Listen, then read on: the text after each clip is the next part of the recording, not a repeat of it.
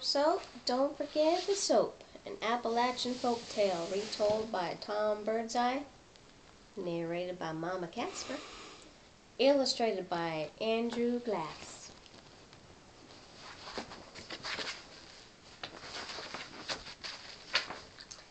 Up in the mountains of North Carolina, way back in Sassafras Hollow, there once was a boy with such a poor memory, some say he'd forget his own name. Plug, Honeycutt! Folks would yell when they saw him walk by. Plug Honeycutt would stop and look around. Plug! Hey, Plug! It's you being talked to, Plug!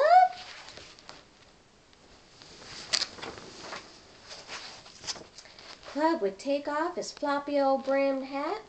He'd scratch his head and think. Plug, he'd say. Plug?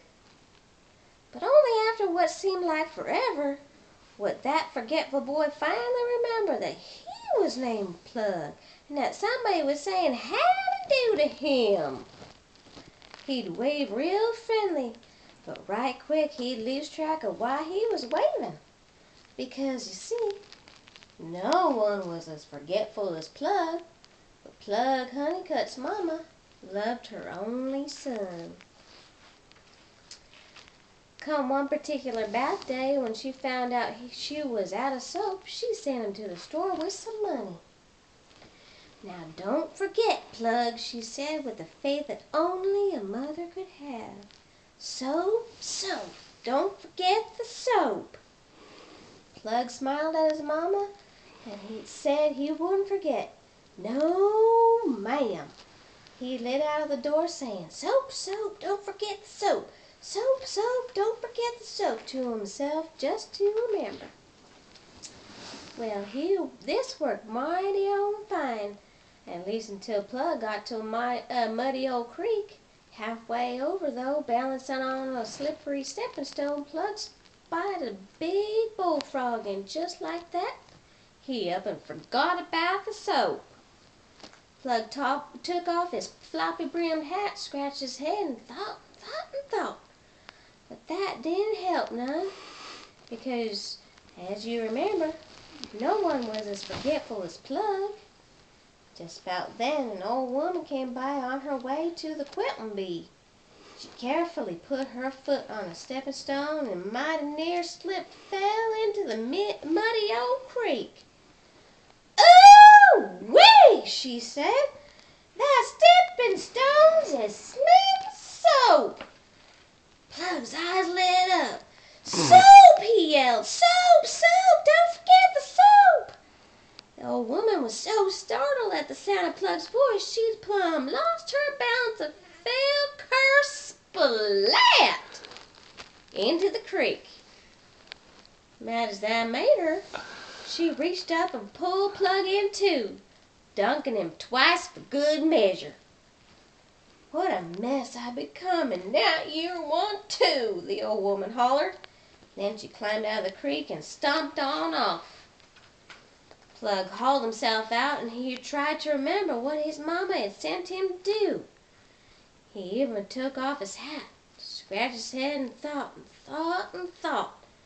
As you remember, no one was as forgetful as Plug. All he could think of was what that old woman had yelled. So down the road he went, just saying that. "What a mess I become, and now you're one too. What a mess I become, and now you're one too." It wasn't more than 2 bumps and a bend in the road later, Plug Honeycutt came upon a boy who had tumbled tail past tea kettle over his bicycle handlebars. He'd landed upside down in the blackberry brambles with his basket of eggs on his head.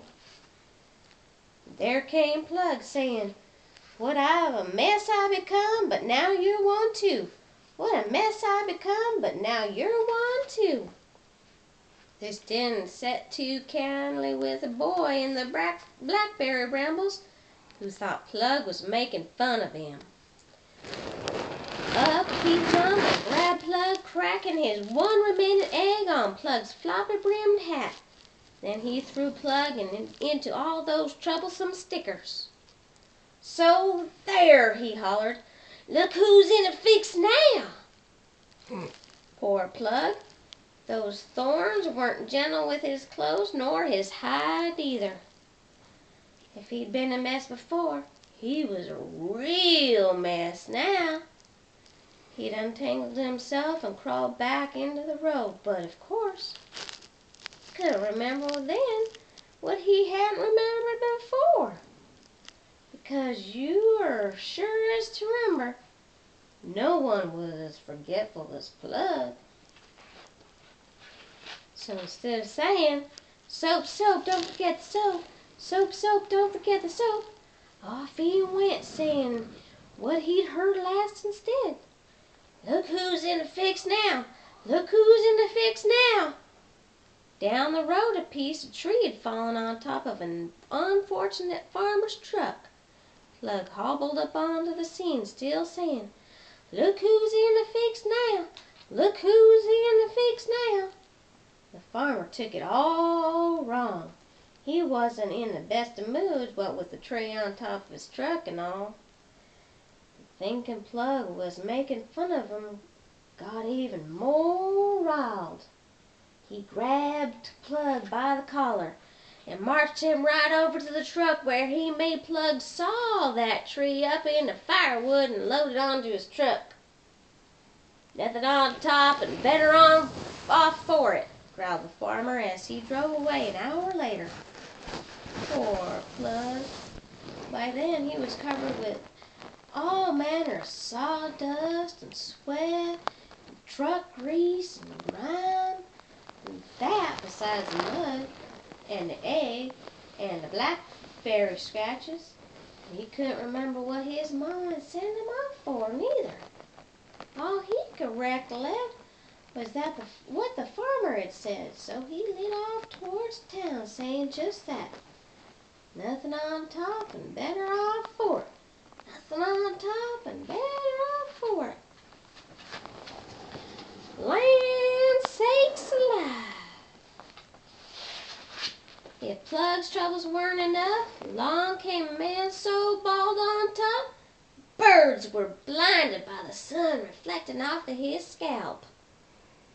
And there came Plug saying, "Nothing on top and better off for it. Nothing on top and better off for it." The bald man thought Plug was mocking him for his hairless head. He reached over and snared Plug quicker than a frog does a fly. "Look here, you," the bald man scolded. "I'm growing me a fine beard on my chin since I ain't got none on top. You could at least have said you look nice with hair on your face." He was so mad he pulled Plug's hat right down over his ears. Poor Plug. He was covered with mud, and eggs, and scratches, and sawdust, and sweat, and grease, and grime. Now his hat was ruined. He started to cry, and streaked it all with tears. But as you're sure to remember, no one was forgetful as Plug. So he went sniffing into town, and he still couldn't recall what his mama had sent him for. Instead of saying, "Soap, soap, don't forget the soap. Soap, soap, don't forget the soap," he could only think of what the bearded bald man had hollered. "You look nice with hair on your face. You look nice with hair on your face," and that's what he said to the mayor's wife. Poor Plug. The mayor's wife was the prettiest lady in town, always fussing with her lipstick and such, and admiring herself in any mirror that was handy. "Why, you!" she shrieked, and grabbed him by the ear. She shook him so hard his eyeballs rattled. "I had to wash your mouth out with soap for saying such a thing to me." At the sound of the word soap, Plug lit up like Methuselah's birthday cake.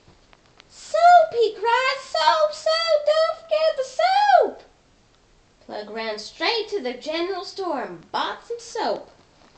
Then he hot-footed it home, shouting to his mama, "Soap, soap, don't forget the soap!" He's so proud that he remembered. "Soap, soap, don't forget the soap." "Why, thank you, dear," Plug's mama said. She looked him up and down. "I'd say soap is just what we need." And from that day on, you're sure as to remember, Plug Honeycutt never forgot a thing his mama told him. Not never again for the rest of his life. The end.